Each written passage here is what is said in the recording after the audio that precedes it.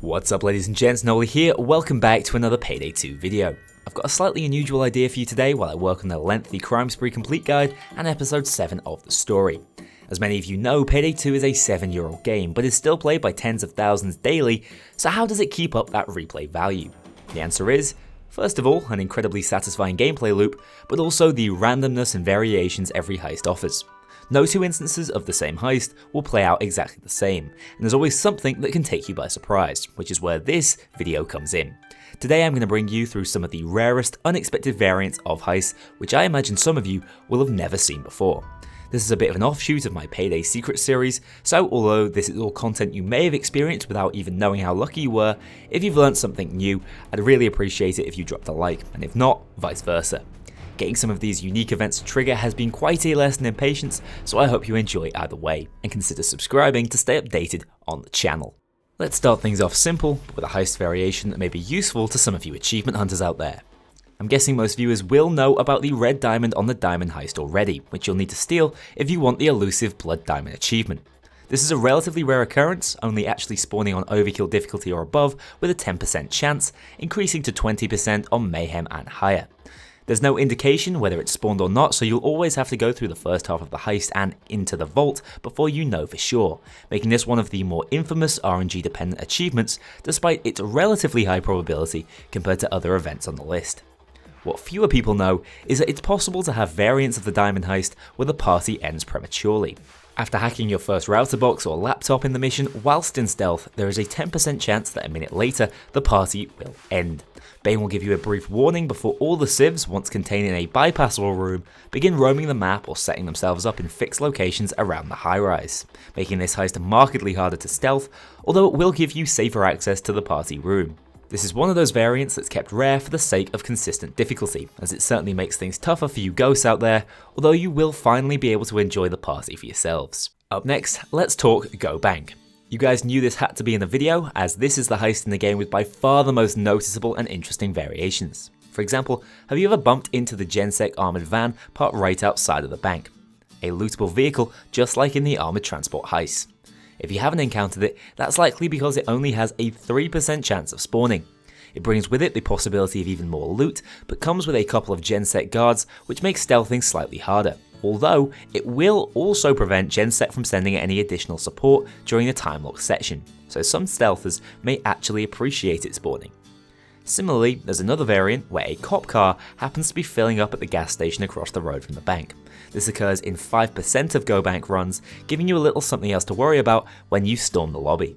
Once you're in and waiting out the time lock, you should know that you have to answer a number of phone calls to prevent an automated alarm from going off. The content of each of these calls, as well as Bane's success in responding to them, is also randomly generated, meaning the difficulty of this section is heavily dependent on your own good fortune.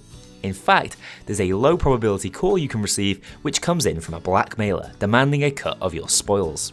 If you're unlucky enough to get this variant in particular, you better not cross the main road in stealth unless you've thrown a loot bag over the wall around the back of the bank to pay off the blackmailer, else they'll raise the alarm automatically. Even if you choose to go loud on this heist, there are some twists and turns to catch you out. Of course, it's possible for the pilot to miss the balloon pickup and waste more time for you.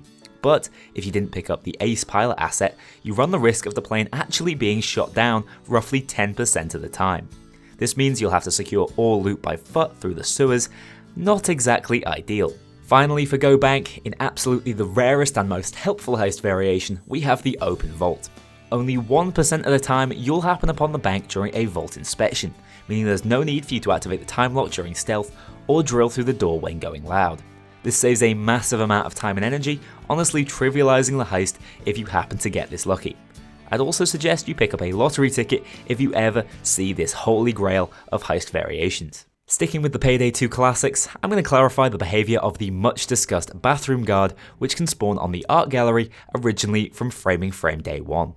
This guard was a frequent ruiner of heists early on in the game's life, catching inexperienced stealthers by surprise when he opened the east side entrance of the museum manually, or forcing a crew into wasting an additional pager, often throwing off the entire heist. This guard became an infamous rumour in the community, but wasn't well understood. In actuality, the guard spawns 15% of the time, but only if you approach from that entrance without having entered the gallery already. So if you're looking to stealth the heist, always go in through the main entrance first, even if you intend to approach the heist from the bathroom side. This will prevent the spawn chance and reduce the possible number of guards on the map. It's a problematic variation, but one that can be circumvented if you understand its mechanics. Now then, moving on to the not so lucky heist setups you can be cursed with, how about the Diamond Store security door? On higher difficulties, you have around a 25% chance to receive a Diamond Store setup with only 2 entrances, meaning that the camera guard can only be accessed from within the store itself, making stealth a real challenge, seeing as how you can't just knock out the cameras before heading in to shut off the glass alarms. If you get this unlucky variant, it's sometimes just worth resetting the heist altogether. But let's balance the good with the bad. Big Bang gives you a chance for RNG to pay you back. When hacking the PC in the server room while still in the lobby section of the heist, it's possible that you get a 1 in 20 roll for the server to give you the time lock key immediately upon interaction.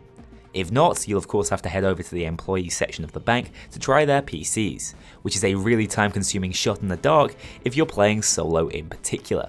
So here's hoping that you get that lucky roll on your next run. On the Heist No Mercy, it's also possible to get lucky and find the correct patient file on your initial attempt. This appears to be a scripted event, as Bane will even comment on how rapidly you found the right case file, so don't assume every heist variation is set out to make your life harder. Although, day 1 of Big Oil definitely has a nasty surprise or two to catch you off guard. Always be careful when entering the biker compound, as 10% of the time the fence will be electrified, resulting in you getting struck by the taser effect, firing out all your loaded ammo, and often forcing the heist loud. Fortunately, this won't actually down you, but it is a pretty inconvenient start to the heist. Another rare setup you can encounter here is the Cobra Coat deal.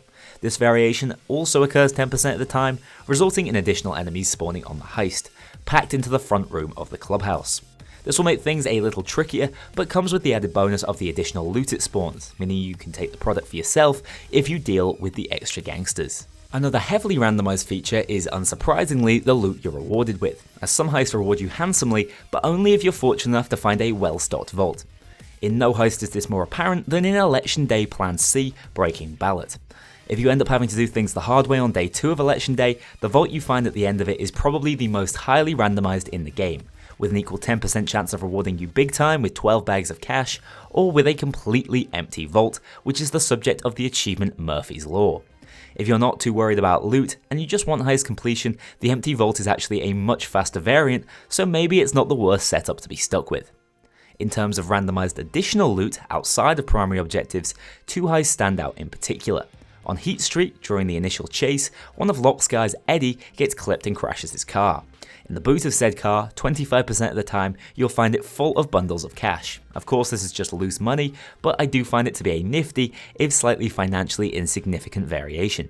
On day 1 of Hotline Miami, it's also worth digging through the trunks of the vehicles, as 25% of the time you'll find actually baggable cash in one of 2 of the commissar's cars. Here you can also randomly find some mysteriously heavy body bags, so don't go digging too intensely. It's also possible to get rare time of day variants of heists, with Bomb Forest standing out in particular.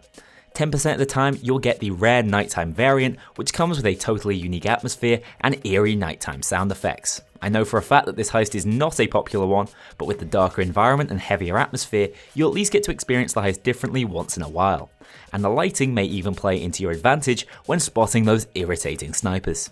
Cursed Kill Room has similar purely aesthetic variations, which add quite something to the feel of the heist. 25% of the time you'll get to play on either a snowy Christmas style map or one covered in green flames, courtesy of the Necrocloaker, each with an even probability to give you a change of pace. Finally, let's end this video off with my favourite rare variation, which really caught me off guard the first time I saw it. Towards the end of Brooklyn 1010, when setting up for the escape, there is a low chance, somewhere around 12%, that Twitch will just decide to come in hot, barging the 2 police vehicles blocking the back alley escape right out of the way. This means you'll get a slightly different and less sheltered escape point, but you won't have to take the risk of manually moving the cop cars before the van can arrive. You'll know you've hit this rare variation when the escape takes longer to activate than usual, so sadly, this is not a speedrunner's dream. Either way, I love seeing a unique escape and think Overkill should really look to explore more randomization in the future. And that does it for this video. Let me know if there are any rare heist setups I missed in the comments below. If you enjoy this sort of secrets video, I'm putting together a playlist of Payday trivia, so check that out for more. I've got a full crime spree guide in the works covering low spree grinds all the way up to high spree survival, so stay tuned for that, as well as the new Payday story video scheduled for this week. As ever, thank you very much to my Mean Infamy patrons and above. If you want to join that infamous club to see yourself in the credits or get early exclusive access to my videos, including the story videos, check out my Patreon link below. Remember, the Discord is open to all if you crave some more Payday discussion. Thank you very much for watching this video, and I'll see you all very soon for the next one.